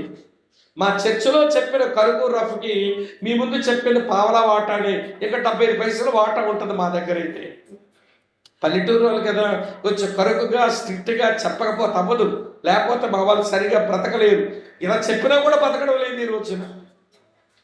ఆమె అర్థమవుతుందా? కానీ ఏమంటే ఇప్పుడు 25 పైసల వాటాలో నేను కొంచెం రఫ్గా చెప్తుంటే వాక్యం చెబితే చెప్పొచ్చుకో ఎంత గొట్టుగా చెప్తాడు ఏంట. మీ పెద్దతో సబ్బరం వాళ్ళకి నేనంటే కోపం. ఇజ్రాయెల్ గారికి తెలుసు, అటు ముఖం మీద చెప్తాడు ఎంత గట్టిగా. చాటుని చెప్తే మంచోడా? నీ ముఖమే చెప్పినోడు కూడా మంచోడయ్యా బాబు నీకు. చోటని చెప్పేవాడు నీ గోతులు తీసినవాడు కదా, నీ ముఖమే చెప్పేవాడు నీకు మేలు చేసేవాడు కదా. అది ఎరగక ఏమండి మన వాళ్ళు నా మీద పాపం ఉంటారు. పెందుర్తి, సబ్బవరం, సుజాత నగర్ ఈ ప్రాంతం వాళ్ళకి నేనంటే కొంచెం ఒళ్ళు మంట. ఎందుకంటే కొరకరానికి ఈ టైప్ అని పాపం అనుకుంటారు. మరి అనుకుంటాను, నేనేం చేసేది? ఇక్కడ ఉన్నారా లేదా తమ్ముడు? అబ్బా అర్థమవుతుంది చెప్పే మాట. మరి ఇంత కఠినంగా పావలా వాట కఠినంగా చెప్తేనే తట్టుకోలేకపోతున్నారు. మా వాళ్ళు 100% కఠినంగా చెప్పిన ఎందుకు తట్టుకున్నారంటే వాళ్ళు నన్ను ఎరుగుదురు. నా జీవితం వాళ్ళకి తెలుసు, నా సమర్పణ వాళ్ళకి తెలుసు, నా ప్రయాస వాళ్ళకి తెలుసు, నా పరుగు వాళ్ళకి తెలుసు, నా కుటుంబ జీవితం వాళ్ళకి తెలుసు. నన్ను ఎరిగారు కనుక వాళ్ళు ప్రేమిస్తున్నారు. అందుకే కఠినంగా చెప్పిన ప్రేమతో స్వీకరిస్తారు. ఏమాత్రం వ్యతిరేకతలు ఉండవు. ఇప్పుడు మీరు నన్ను ఎరగలేదు కనుక ఇంత కఠినంగా చెప్తే, ఒక్కొక్క వాక్యం చెప్తే చెప్పొచ్చు కానీ ఇంత గొట్టుగా చెప్పాలా అని బొగ్గలు తిప్పుతుంది ఒక్కొక్క అక్క, బొగ్గల బలిలాగా.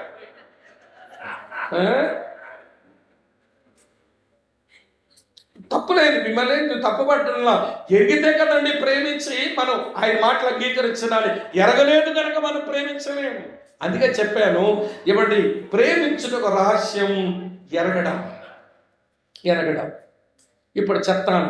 ఇప్పుడు దేవుని ఎంత బాగా ఎరుగుతూ ఉంటే అంత బాగా ఆయన్ని ప్రేమించగలుగుతాం. ఎరగడం అనేది జీవితకాల ప్రయాస. అరే పౌలు లాంటి భక్తుడండి, ఫిలిప్పీలకు రాసిన పత్రిక 3వ అధ్యాయం 10వ వచనంలో నేను క్రీస్తు యొక్క శ్రమలలో పాలివాడనొకటి ఎట్టుదో ఎరుగు నిమిత్తం, ఆయన పునరుత్థాన బలమును ఎరుగు నిమిత్తం నేను ఎరగాలని. మీకు విడ్డూరమైన విషయం చెప్పనా? ఫిలిప్పీలకు ఆ మాట పౌలు రాసే సమయానికి 25 సంవత్సరాల సేవకుడు ఆయన. 25 years అయిపోయిందండి పరిచర్యలో. ఇంకా ఎరగాలని ఉందంటున్నాడు ఆయన. మరొక విడ్డూరమైన విషయం చెప్పనా? ఫిలిప్పీలకు ఆ పత్రికలో ఆ మాట రాసే సమయానికి సేవలో 7 ఉద్యోగాలు ముగించాడు. ఆ సేవలో మొదటి ఉద్యోగం అపోస్తలుడు, అది అయిపోయింది. సేవలో 2వ ఉద్యోగం సువార్తికుడు, ఆ పని అయిపోయింది. సేవలో 3వ ఉద్యోగం సంఘ స్థాపకుడు, అది అయిపోయింది. సేవలో 4వ ఉద్యోగం సంఘ కాపరి, అది అయిపోయింది.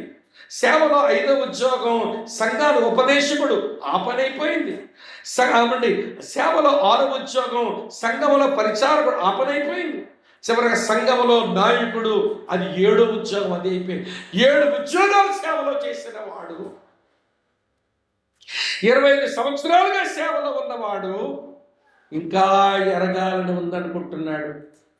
ఏమి నేర్చుకుందనా, ఏమి ఎరుగుదనా, ఏమి తెలుసుకుందనా? ఒక విడ్డూరమైన విషయం చెప్తాను వినండి. ఈ రోజున క్రైస్తవ విశ్వాసమైన మాకు అన్నీ తెలుసునండి అని ఒక మాయిదారు జబ్బులో మనం ఉన్నాం. మీరు ఎవరికపోతే చెప్పనా, మనకు తెలిసింది ఆవగించంత, మనం చెప్పుకునే కబుర్లు కొబ్బరి బండ అబద్ధం. తెలిసింది ఎంతమ్మా? ఆవగించంత. మన కబుర్లు ఎంత ఉంటున్నాయి? మామూలు కొబ్బరి బండ వాళ్ళకి గంగామావని కొబ్బరి బండ, ఇంత కబుర్లు. అరే పౌలు లాంటి వాడు ఇంకా ఎరగాలని అంటుంటేను. ఇంకో సంగతి చెప్తాను వినండి. ఎవరు దేవుణ్ణి ఎరగడానికి ఆరాటపడుతుంటారో వారిలోనే దేవుడు ఆనందిస్తాడట. చూడండి, చూపిస్తాను మీకు. ఇర్మియా గ్రంథానికి రండి, మీకు కనబడుతుంది 9వ అధ్యాయంలో. ఇర్మియా గ్రంథం 9వ అధ్యాయం.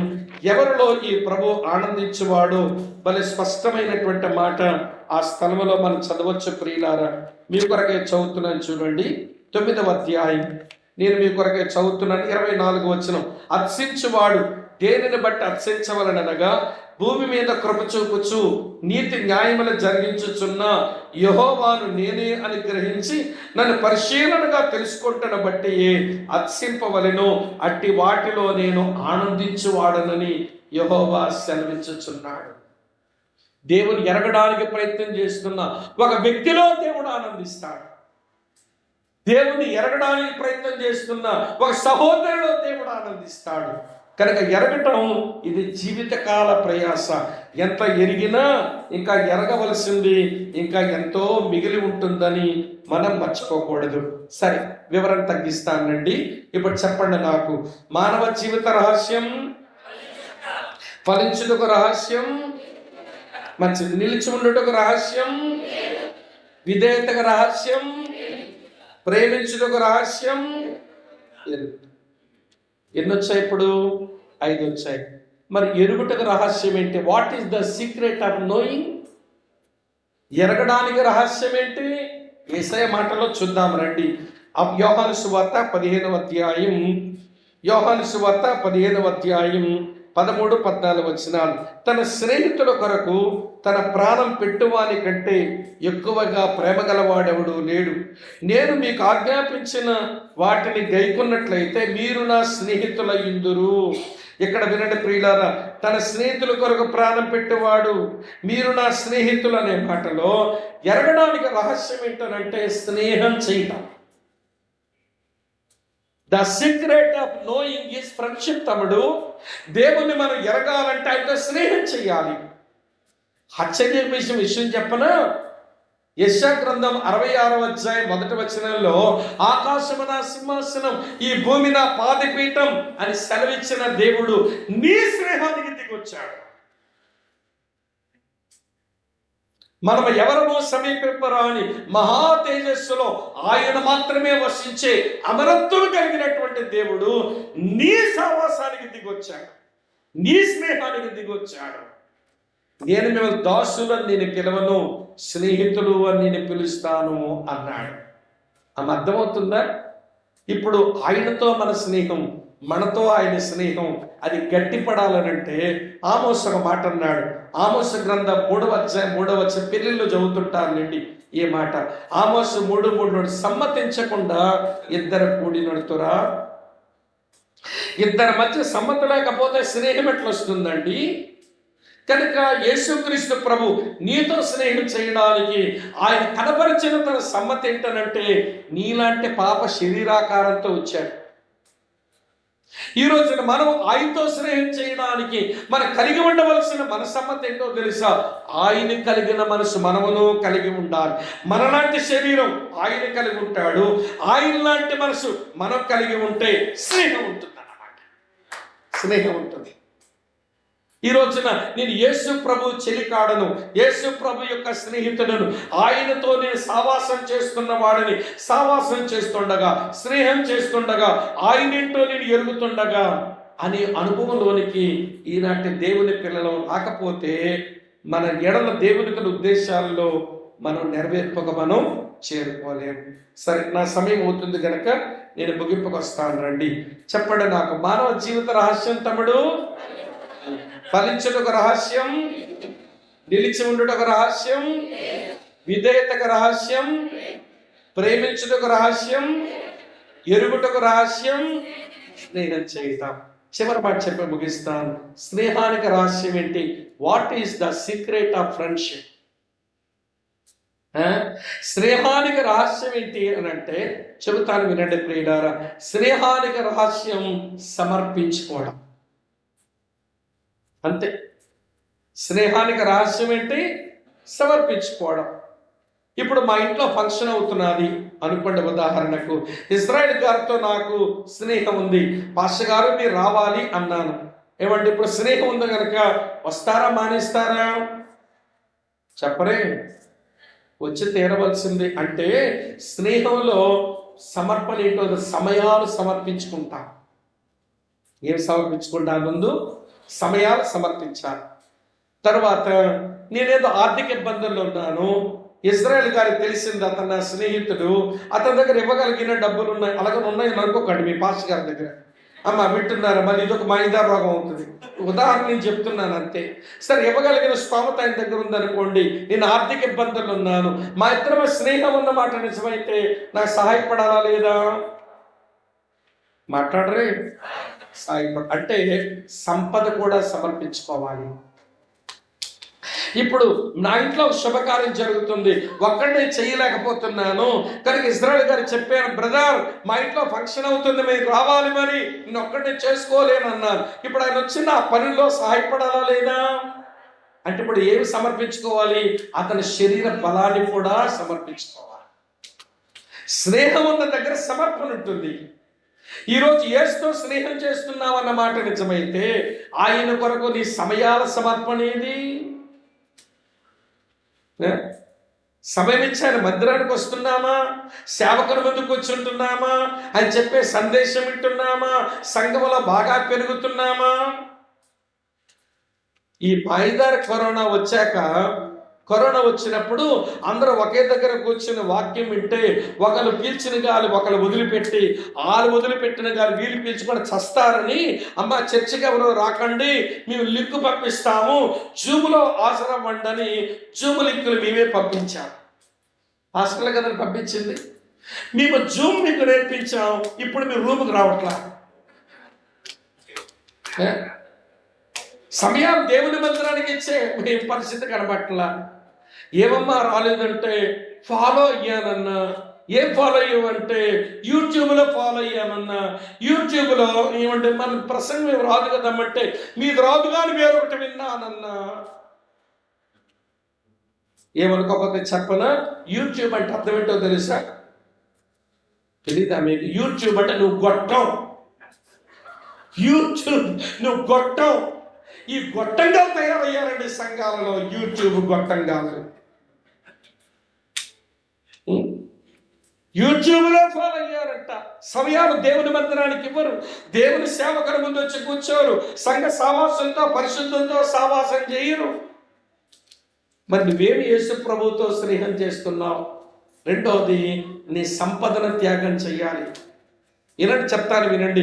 దేవుని మందిరములో కొన్ని అవసరాలు ఉంటాయి, దేవుని సేవకులకు కొన్ని అవసరాలు ఉంటాయి, అలాగనే దేవుని సేవకు కొన్ని అవసరాలు ఉంటాయి, సంఘంలో ఉన్న పరిశుద్ధులకు కొన్ని అవసరాలు ఉంటాయి. ఇవన్నీ తీర్చుకోవాలంటే ఒక సేవకుడి వల్ల కాదు. కనుక నేనేమి చేయగలను, నేనేమి త్యాగం చేయగలను అనే మనస్తత్వంతో ఉండాలి. మీ మారు మనసు మీ హృదయానికి వచ్చిన మాట నిజమైతే మీ పర్సుకి మారు మనసు రావాలి. మరి ఈ రోజున సమర్పణలేమండి క్రైస్తవుల దగ్గర. అసలు యేసు ప్రభు దగ్గర నేను రావడమే పెద్ద గొప్ప అయితే నేను వచ్చాక నాకేమి లాభం అని మనస్తత్వంతో చూస్తున్నారు కానీ నేనేమి సమర్పించుకుంటున్నా అనే మనస్తత్వంతో లేరు ఈ రోజున. దేవుని మందిరకి సేవ కొరకు ఏం అవసరం?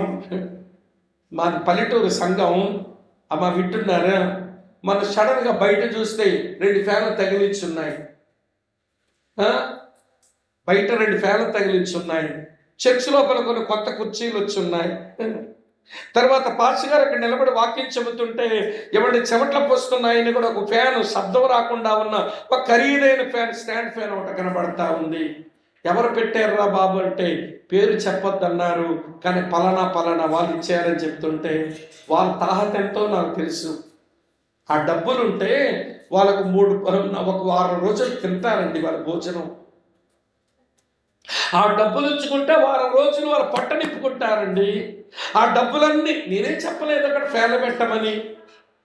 ఆన్లైన్ ప్రేయర్ అవుతుంటే లోపల స్థలం చాలట్లేదు, బయట కూర్చున్నప్పుడు ఒక్కపోస్తుంది, దోమలు కొడుతున్నాయి, సరిగా వారు ప్రేయర్ ఉండలేకపోతున్నారు. గమనించిన ఒక కుర్రగాడు ఫ్యాన్ కొని తెచ్చిపెట్టి బిగించిపోయినాడట.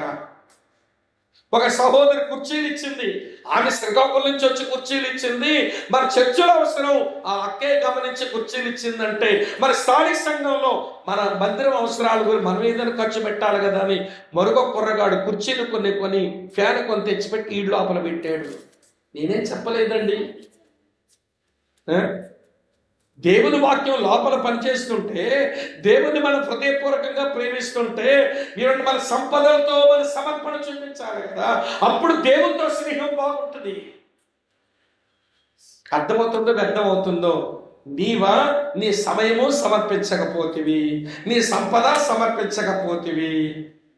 సేవకొచ్చాడుగా ఆ ఇజ్రాయేలీతో తెప్పలబడతాడులే, మనం ఇస్తే ఎంత ఇవ్వకపోతే ఎంత. విశ్వాసంతో పనిచేసుకునేటువంటి వాళ్ళు ఏమండి అడగరని చెప్పరని ఈ దొంగ ముఖాలు ఉంటాయి. ఆ దొంగ క్రైస్తవులు ప్రియులారు వీళ్ళు సమర్పించుకోవడమే చేత. అడిగితే మరి పాస్టర్ అడుక్కుంటున్నాడండి అంటారు. విశ్వాసంతో పనిచేసే వాళ్ళు మీ ముందు దేని అడుక్కోరు. అవసరం ఎరిగి ఒక విషయం చెప్పనా, అడిగితే ఇస్తే ఇచ్చేది ముష్టి. మేము అడిగామనుకోండి, సేవకి ఇది అవసరం, పరిచర్యకి ఇది అవసరం, ఇవ్వండి అని అడిగామనుకోండి, మీరు ఇచ్చారనుకోండి, మీరు ఇచ్చిందేంటో తెలుసా, ముష్టి వేస్తున్నారన్నమాట. మేము అడగకుండా మీరు ఇస్తే దాతృత్వం. దేవుని పనినెరిగి దేవుని ప్రేమించి మీరు ఇచ్చే దాతృత్వం, దానికి ఎన్నో రెట్ల ఆశీర్వాదం ఉంటుంది. మీకు అది అర్థమవుతుందో వ్యర్థమవుతుందో నాకు తెలియదు. ఏది నీ సమర్పణ? ఏది? సమయంలో సమర్పణ లేదు, సంపదలో కూడా సమర్పణ లేదు, లేక శరీర బలంలో సమర్పణ ఎక్కడ ఇస్తాం? ఒక కార్యక్రమం అవుతుంది, వెళ్ళి పనిచేయాలి. మందిరంలో ఎవడు కార్యక్రమం పెట్టుకున్నాం, భోజనాలు ఉన్నాయంట, పోయి కూరగాయలు తరగాలి, లేకపోతే వెళ్ళి పాత్రలు కడగాలి, లేదా వంట పనిలో సహాయపడాలి, నా శరీర బలాన్ని ఖర్చు పెట్టాలి. అది కదండి సమర్పించుకోవడం అంటే. నీ శరీర బలమును త్యాగం చెయ్యి, నీ సంపదను త్యాగం చెయ్యి, నీ యొక్క సమయాన్ని త్యాగం చెయ్యి. ఆయనతో స్నేహం పటిష్టమవుతుంది. నేను చివరికి ఒక విషయం చెప్పి ముగిస్తాను. నేను వెళ్ళిపోతున్నాను ఎక్కువ టైంకి, క్షమించండి. 5 నిమిషాలు పెరిగిపోయి చూసుకోలేదు. 5 నిమిషాలు ఎక్కువ పెరిగిపోయి 9:30కే ముగించాలి, కానీ ఒక 2 నిమిషాలు ఆలకించండి. నేను సేవకు వచ్చిన అంటే ప్రభుని నమ్మిన తొలి రోజుల్లో మా ప్రాంతాల్లో సేవకు వచ్చి సేవ చేస్తున్న పెద్ద ఆయన, ఒరే బాబు మా ప్రాంతాలకు రండిరా, నేను ట్రైబల్ ప్రజల మధ్యకి వెళ్ళి సువార్త చెప్తుంటాను, మీరు వస్తే మీకు సేవా భారం అబ్బుద్దని రక్షించబడిన తొలి రోజుల్లో ఆయన సేవ చేసే ప్రాంతాన్ని తీసుకెళ్ళాడు.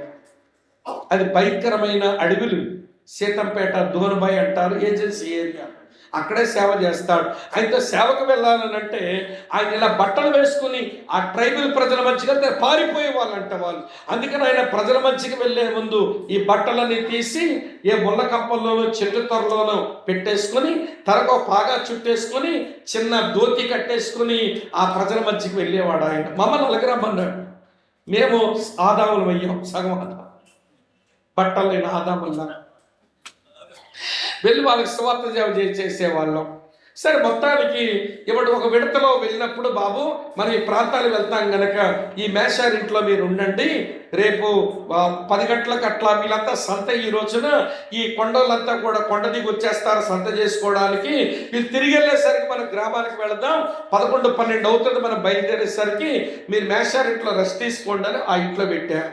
సరే, ఈవినింగ్ ఆ ఇంట్లోకి దూరాము, పడుకున్నాము. ఉదయం లేచి మా క్వైట్ టైం, ఉదయకాల ధ్యానం, ప్రార్థన ముగించుకొని వాష్రూమ్లోకి వెళ్ళి స్నానాలు చేసుకొని ఇక టిఫిన్ పద్దాం అంకుల్ గారు ఇంట్లో బయటకని ఇట్లా తలుపు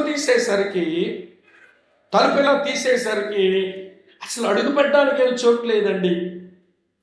అనాసపనసకాయలు, ములంకాయలు, ఏదో పెండ్లం దుంపలు, ఏవో శనక్కాయలు, మొత్తం అంతా గడి ముందంతా పేర్చేస్తున్నాయి.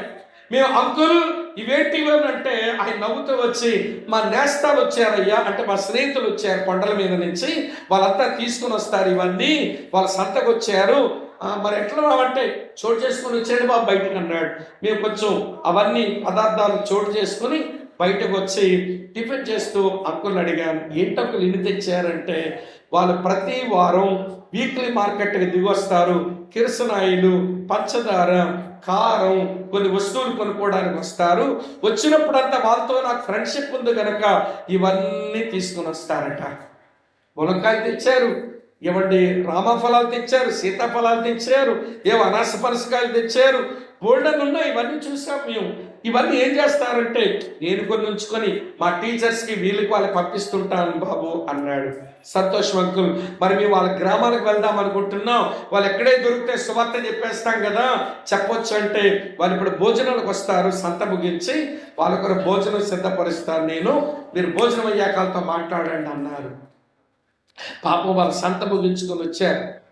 అమ్మ వింటున్నారు, వాళ్ళ స్నానాలు ఎప్పుడు చేశారో ఏం పాడో చాలా బతుకులా కనబడుతున్నారు వాళ్ళంతా. ఏమంటే కొండ జాతి ప్రజలు, వాళ్ళందరికీ భోజనం పెట్టాడు. ఏమంటే వైట్ రైస్ చేశారు, తర్వాత బంగాళదుంప కూర ఏదో పెట్టాడు, తర్వాత సాంబార్ కూడా వాళ్ళకి పోస్తున్నాడు. సాంబార్ ఎంత బాగుందంటే పప్పు బద్దను వెతుక్కోవాలంటే దిగి ఈత కొడితే కూడా ఒక పప్పు బద్ద దొరకదు, అంత గొప్ప సాంబార్ పోస్తున్నాడు ఈయన. పాపం వాళ్ళకి అదే మా నేస్తం మంచి భోజనం పెట్టాడు అన్నట్టుగా వాళ్ళు ఆతృత పడి తినేస్తున్నారు. ఈ తెల్ల భోజనం, తర్వాత ఈ సాంబారు వాసన రుచి, తర్వాత బంగాళదుంపల కూర, ఏమండి భలే సంతోషంగా తింటున్నారు. వాళ్ళు తినడం అయిపోయిన తర్వాత మేము ఏదో కొంచెం సువార్త చెప్పాము, చెప్పిన తర్వాత వాళ్ళకి ఈయన గిఫ్ట్లు ఇస్తున్నాడు. వాళ్ళు తెచ్చారుగా గిఫ్ట్లేవో, ఎంతో సమర్పణతో తెచ్చారుగా, ఇప్పుడు ఈయన గిఫ్ట్లు ఇస్తున్నాడు. ఈయనేమి ఇస్తున్నాడా చూద్దామని చూస్తుంటే ఈయన ఇచ్చింది ఏంటనంటే ఒక ప్లాస్టిక్ చెంబు నిండా సార, 2 పొడవాటి పొగాకు చుట్టలు, ఒక అగ్గి పెట్టిస్తున్నాడు ఒక్కొక్కడి.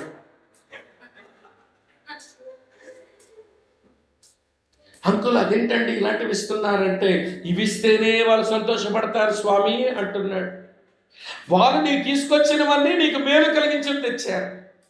రామఫలాలు, సీతాఫలాలు, అనాస పనసకాయలు, ములక్కాడలు, ఏమండి లేక చేపెండ్ల దుంపలు, ఇవన్నీ నీకు పనికొచ్చేవి తెచ్చారు. నువ్వేమో చదువుకున్నాడువి, దాంతోపాటు టీచర్వి, దాంతోపాటు క్రిస్టియన్వి. ఇప్పుడు ప్రేమించి నీ కొరకు ఇవన్నీ ఇచ్చిన నీ స్నేహితులు నువ్విచ్చేదేంటి? వాళ్ళు పాడు చేసేది ఇస్తున్నాడు. నీకు అర్థమవుతుంది నేను చెప్పే విషయం. ఈ విషయం చివరిలో చెప్పానంటే నీ కొరకు నీ ప్రభు, నా కొరకు మన ప్రభు, మనందరి కొరకు మన ప్రభు శిలువ మీద చేతులు చాపి తను పూర్తిగా సమర్పించుకున్నాడు. ఏమి ఉంచుకోలేదు.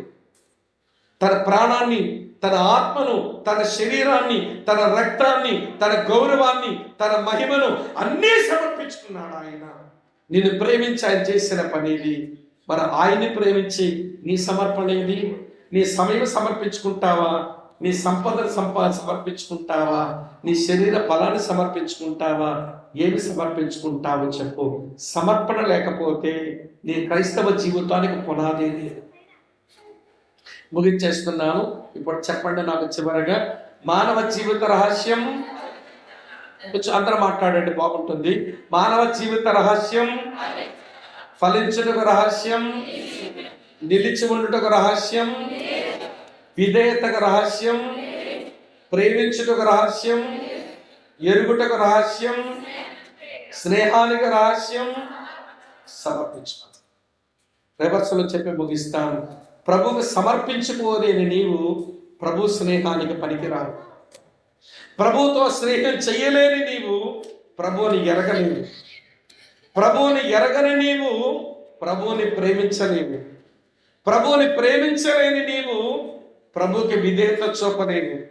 ప్రభువుకి విధేయత చూపని నీవు ప్రభువులో నిలిచి ఉండలేవు. ప్రభువులో నిలిచి ఉండని నీవు ప్రభు కొరకు ఫలించలేవు. ప్రభు కొరకు ఫలించని నీవు ఎందుకు పుట్టావో తెలియక గాలికే పుట్టి గాలికే పెరిగినట్టు ఒక నిష్ప్రయోజనమైన జీవితం జీవిస్తుంది. అదొక నిష్ప్రయోజనమైన జీవితం జీవిస్తుంది. చాలు, గతించిన దినాలలో ఏదో జరిగింది. దేవుడు ప్రేమించి కనికరించి ప్రియులార 13 సంవత్సరాల ఇవ్వండి మంచి ప్రయాణం జీసస్ సేవ్స్ మినిస్ట్రీకి దేవుడు ఇచ్చాడు. మీ ముందున్న సంవత్సరం ముందే చదివేశాను మీకు. గతంలో మీ దేవుడు మీకు ఎబినేజరై ఇంతవరకు సహాయం చేస్తూ వచ్చాడు. ఈ రోజున మీరు ఏమై ఉన్నారో ఆయన కృపచేతనే మీరు అయి ఉన్నారు. రేపు ముందున్న సంవత్సరం మీద దేవుడు దృష్టి పెట్టి ఉంచాడు. మీ ముందున్న సంవత్సరాలకు మీరు ఫలించండి. మీ జీవితం ఎట్లా దేవునికి ఉన్న ఉద్దేశాన్ని నెరవేర్చండి. తల వంచండి, కళ్ళు మూసుకోండి.